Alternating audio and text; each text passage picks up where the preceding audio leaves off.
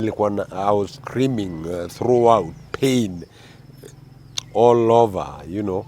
Wakasema tulimweka kwenye gari nyingine. Tukampeleka hospitali. And 2017 life imenikalia. Nimeangalia hivi, naangalia hakuna kitu naona. Inakuwaje watu wangu nguvu? Mimi naitwa presenter Ali, your entertainment PN. By the way, the A is always for amazing. Leo nimekuja kupiga story na Peter Njoroge Njuguna. He has a very interesting story kuhusu tu maisha yake, na kuomba ukae chini utulie, atusimulie tu tuweze kujua maisha yake yamekuaje, na mwisho siku pia he'll be unveiling something very big, a very big project ambayo amelaunch. Kwa hivyo na kuomba tutulie hapo, na asante sana for the love, asante sana for the support ambao mnaonyesha siku zote tunapoachia videos zetu. Lakini kwa sasa ni muda wa Peter Njoroge Njuguna kuzungumza nawe. Well. Yeah. Actually, that's what I had said. My name is Peter Njoroge Njuguna. I'm from Nakuru County, and I live in Nairobi. So the story nilikuwa na talk about, and I had told you that I have a story to tell. It's about my own life story, my own experience. So it's like I felt I have to share this, because I felt they might be even people who are going through the same things that I went through. So it's like 2017. That's where my story is beginning. Where I was living a good life with my family, and tulikuwa tunaishi maisha mazuri. And all of a sudden ikafikia time on our way to Mombasa. We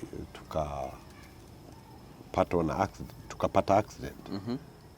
And there it's where I lost my wife, which I nilijua after 3 days, because I was also badly injured, and nilipeleka hospitali. So ilikuwa na much difficulties because I'm admitted. No one at home, because when my watoto waliposikia hiyo, they had to kukimbia kwa their grandma. And you know, it was a bad thing. It was ni kitu no one expected. It was it was a major thing. So now mimi nikiwa hospitalini kule, after 3 days ndio nilijulishwa ya kwamba my wife pia alipass through the accident, because the time tulipata accident mimi nilirealize nikitolewa. And when niliwekwa hapo kando, nikakumbuka tulikuwa na my wife in the same car. Nikauliza wale watu, where is my wife? Mmoja akaniambia, we ngoja, bibi tutaongea baadaye. Ilikuwa karibu, I didn't know, maybe. And because it was almost Mariakani, we are almost to Mombasa. So now, ati ya bibi, wacha tuongea baadaye, wacha tukushughulikie wewe. Kidogo si kidogo, mimi msamaria mwema ndio akaja, mimi tena nikainuliwa, niko na uchungu ndugu yangu. I was feeling pain, yani it's like all over the whole body, yani it was. So kidogo si kidogo nikachukuliwa, nikaingishwa kwenye gari ya msamaria mwema, mimi ndio huyo, tukaanza kwenda. And that time I remember it was on 2017 on a Valentine Day.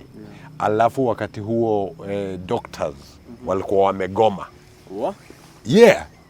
The whole country walikuwa wamegoma.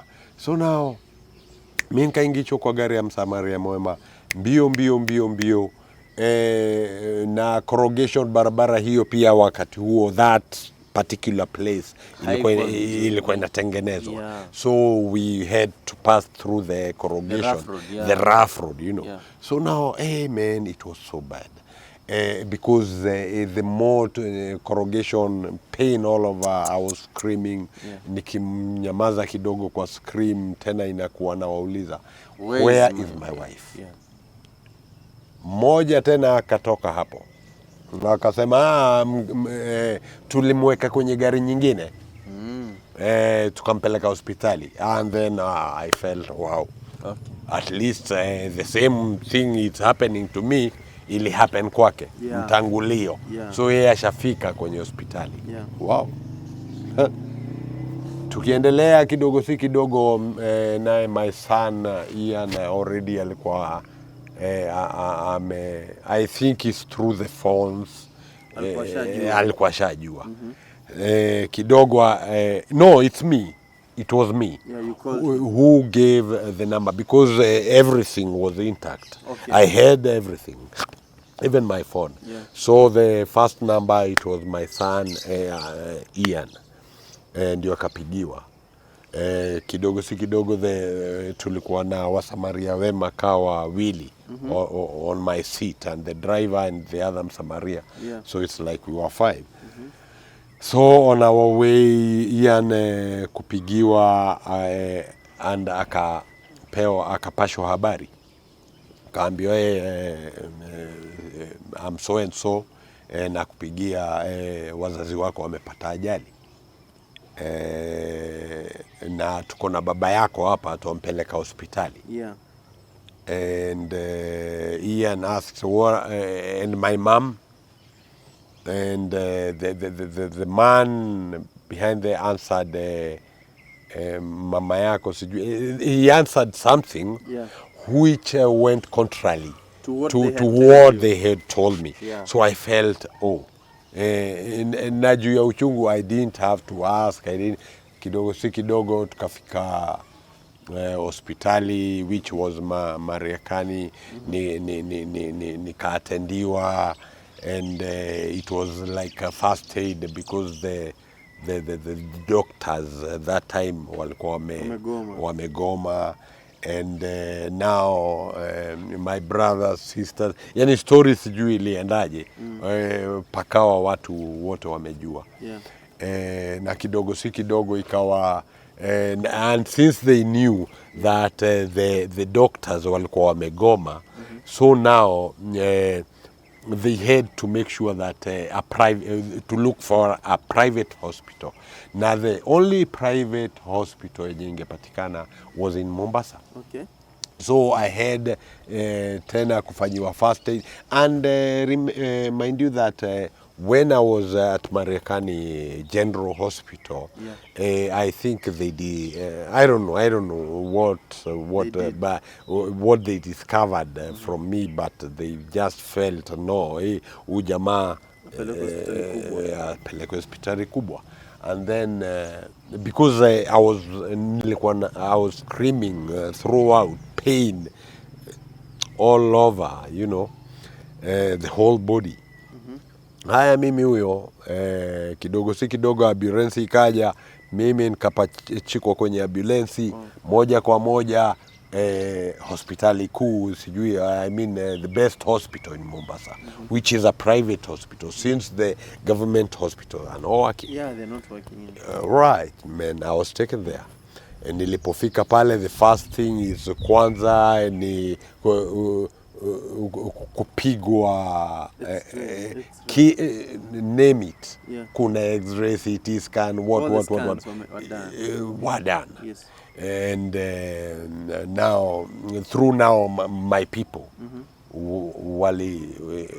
waliitwa. Oh yes, hao ndio walisema where, because I have a cousin in Mombasa who took made sure that nini. So now when I was in hospital, I was knowing that my wife alipelekwa hospitali nyingine. Yeah. and nikapigwa mapicha zote nikamalizika, and on my way to the ward nikapelekwa, and now the results of the nini ndio of the scans, so ikapatikana there's no any damage of any organ in my body. The only thing may happen in my neck, kuna like 3 bones zime crack, just cracking, and through the scan, and the degree of the impact ilishow ningeenda hata na wheelchair. So the doctors were very strict with me to movement or anything. Nilikuwa tu ni bedridden. So now it was a crazy thing because I'm bedridden. Because I had not known my wife had already passed. Yeah, because you thought she was in another hospital. Right. Now my cousin who lives in Mombasa, ndio alija. The second day, alipokuja, he told me, amka. And I wondered, unaniambia ni amke na doctor ameniambia bedridden. You know. So sorry about that. So I woke up and I stood up, and he showed me now the photos of the vehicle tulikuwa gari mlikuwa nalo. Tulikuwa nalo. Akaniuliza, ndugu yangu, hebu niambie, kwa hii gari ulitokea wapi wewe? Kamuuliza, nikashangaa pia mimi. Because you didn't even know that's how the vehicle looks. Yeah, definitely I didn't know. Although the first time niliwekwa pale chini, niliangalia nikaona roli na nikaona our car.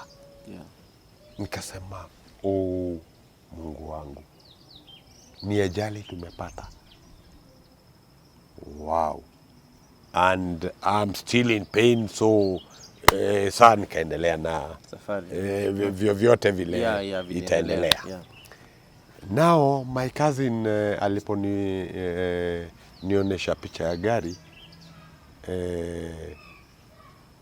nikaiangalia, nikashangaa pia. Nikashangaa nilitokea wapi. Na kwa kweli si ati nilitoka, nilitolewa. Ulitolewa. Nilitolewa. All right.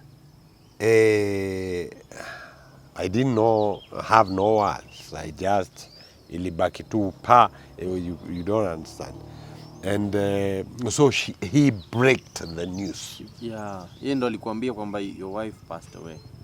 Akaniambia, ukiona kama hauoni mali wewe ulitokea, mke wako aliagia hapo. What? Me, I thought she's in the hospital, like me. Man, it was. So kitu ya kwanza tu, jumini mtu mzima, kitu nilijijulia hiyo imeenda. It's gone. So kitu nilianza kumeditate nayo, what next? Because ameenda. And si kitu nitaweza rewind in any way, because if there was a rewind, I could have done it. But there was no. And I'm definitely sure there's no rewind. So now, man, nikashanga sasa, okay. Now it's about my kids. You had 2 kids? 3 with a girl. With my late wife. 3. There's Precious, who was 8 by then, and there was Grace, who was 5 by then. Actually headed to 6, and Precious headed to 9 by then. And Ian At least he was a big... He was a grown-up. He was a grown-up. Okay. And our watoto ndio niliwafikiria.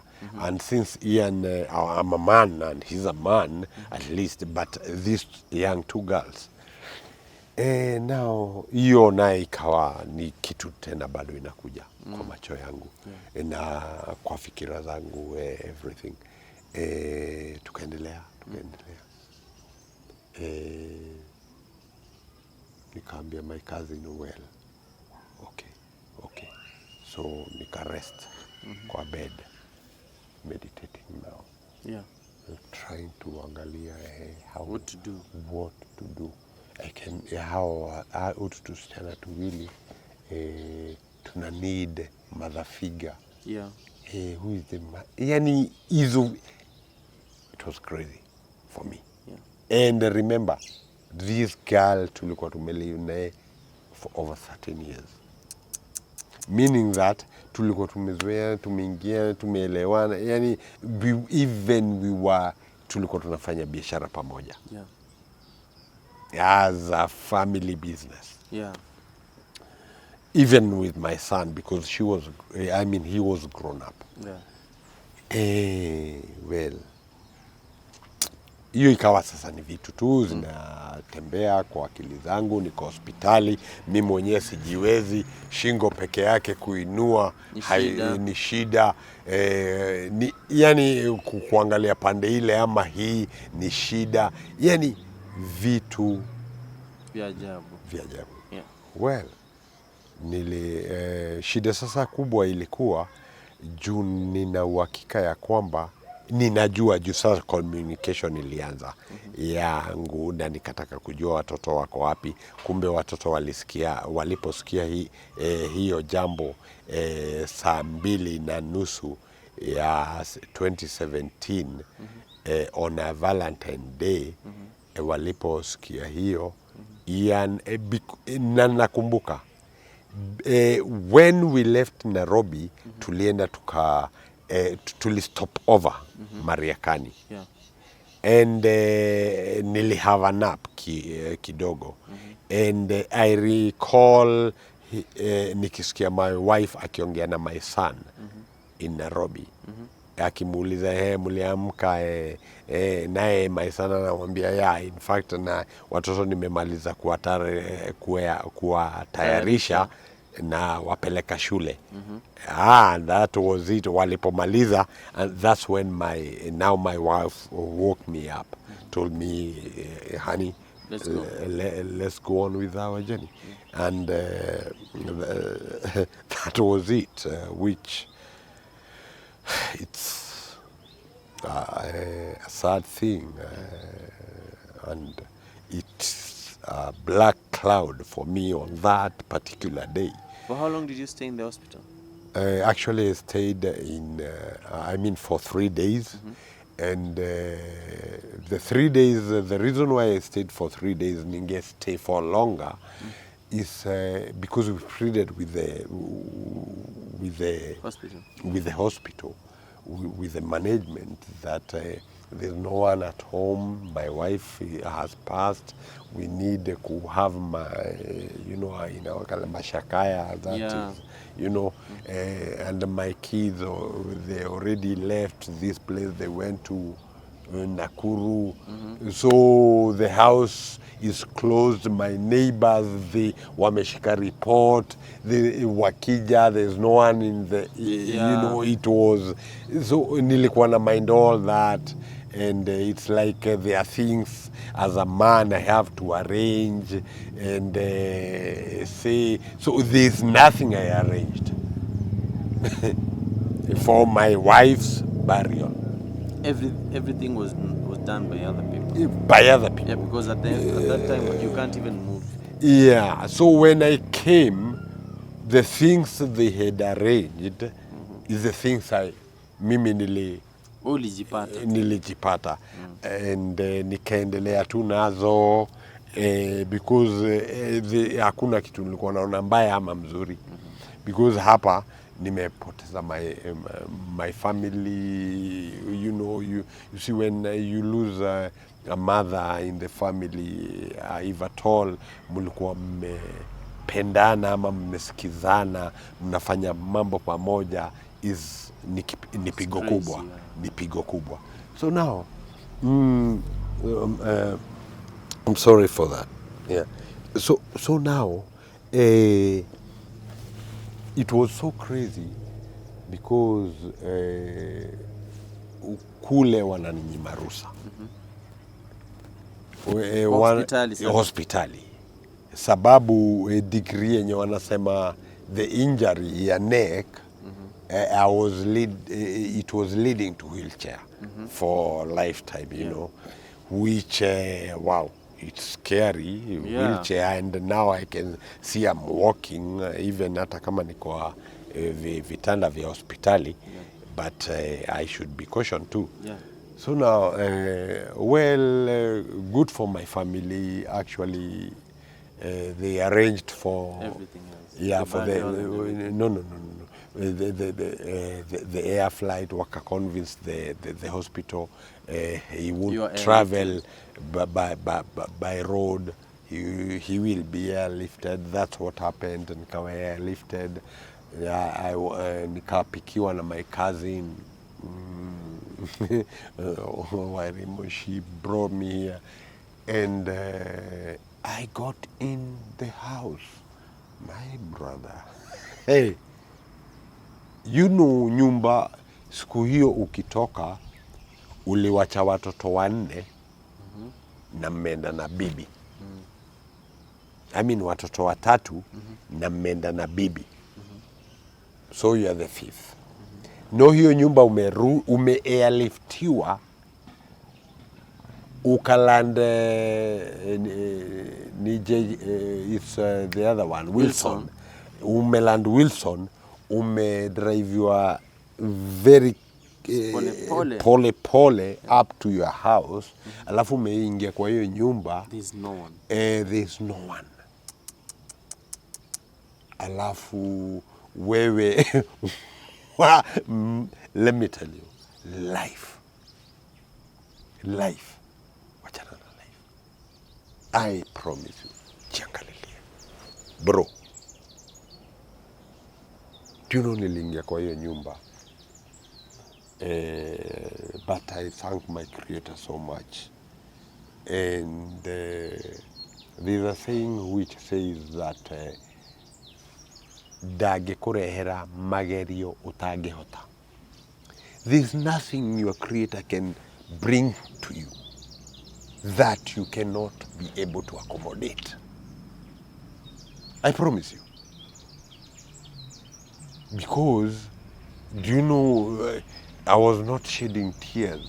I was just, it's like amazed, sijui, mshangao, you cannot understand. No, nothing. It's like my kids are not there. There's no who or who. There's no my sweetie. I used to call her sweetie. There's no my sweetie. It was crazy for me. And now I'm alone. And unajua ni nyumba inatoshanaje? 5-bedroom house. Alone. One man. My cousin amenileta, amenidrop. She talked to me very nicely. I felt so good. I thank her for that minute. And she left. Alone. Wow. And the next day I thank my Creator for that, because people knew that I'm around. The first person to visit and to come and sorrow with me was my first wife, whom we had divorced for like 13 years. Good years. Good years, yeah. And when she had the incident, actually she felt, okay, let me go check this man, because you see, for sure we had a daughter with her. So, wow, she came. And when I saw her, I felt, wow, hi, how are you? You good? How have you been? You okay? Wow, okay. And it's like she was comforting me and telling me, oh, I'm sorry, brother. And I told her, yeah, well, fine, it has already happened. So let's not talk about what has happened. Let's plan for the future. There was no plan for the future. I was in sorrow. Why are we planning for the future? Even I've not digested. There was no plan for a future. It was a mutual friend, someone who knew, someone, a friend who mulifanya something and you lived some time and, so now, man, and my sisters, my aunts, and my guka, and now the house started being like, wow, I'm not alone. But remember, my kids, my children, they are not here, they're in Nakuru. Well, I didn't have any problem because I felt, yani pia iliwa hit. Iliwa hit. So nilikuwa tu na feel kuset everything free. Vile mtu ana feel a feel. Because hawezi, hakuna mali. Unaelewa? All right, man. Hey.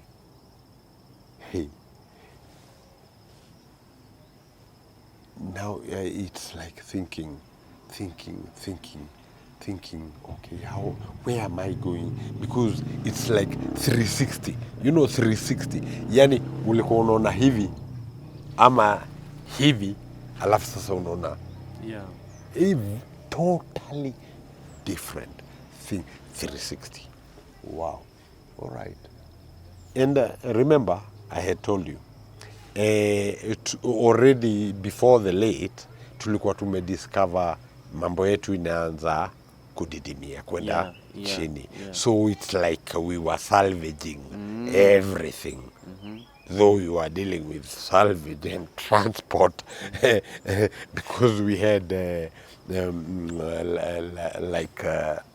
we had a bus inabeba Githurai 45 and which was Sweet Caro and the bus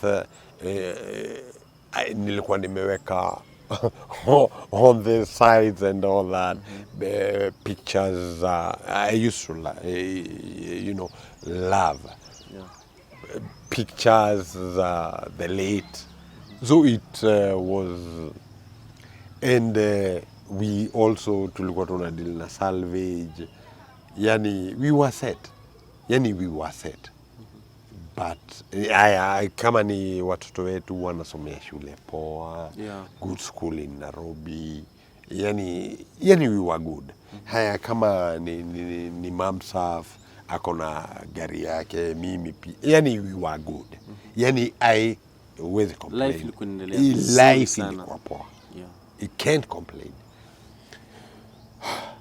Well, turudi tena. Mimi nimeletwa, nimeingizwa. Guka amekuja, auntie amekuja, friends, my first wife amekuja. So now it's like life kanza. You have people. And remember, I'm bedridden. So anything I'm authorizing or saying, from bedridden, from the bed. Well, kila kitu iliendelea vizuri. And now remember, bado pande ya kina bibi. There are things now pia wanapanga. Juu hii ni kitu imekuta watu kigafla. No one expected. And that's why I don't blame no one. Nothing to blame, nothing to no one. juu hii ni kitu ilipata kila mtu kigafla. No one expected. So they were planning their things, and the things now they were planning walikuja when we met, although we met at the burial place. That's when they disclosed what they were planning. They were seeing now these two girls because they are very young, and my brother-in-law, he has the same age of children, and again he is in abroad, and they requested me ya hao watoto and pia hao watoto ikawezekana wende ng'ambo, which I didn't have any problem, because for me it was about the bright future of my kids, children, yeah. Because kids are no, ni watoto wa nguruwe. Yeah, you don't when you mention watoto wa binadamu, don't call them kids. Yeah, whichever hata kama mimi nimemention, I'm sorry about that, but don't worry about that. Anyway, it's the reality. So now,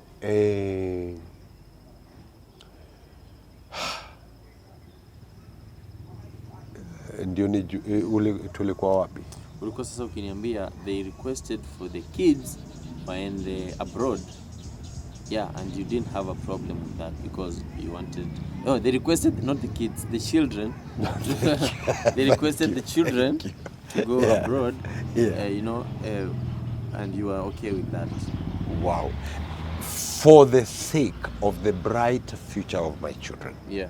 And mimi mwenyewe nikiangalia how the situation, because you can imagine, things zilikuwa zinaenda chini, hiyo ni kitu imehappen.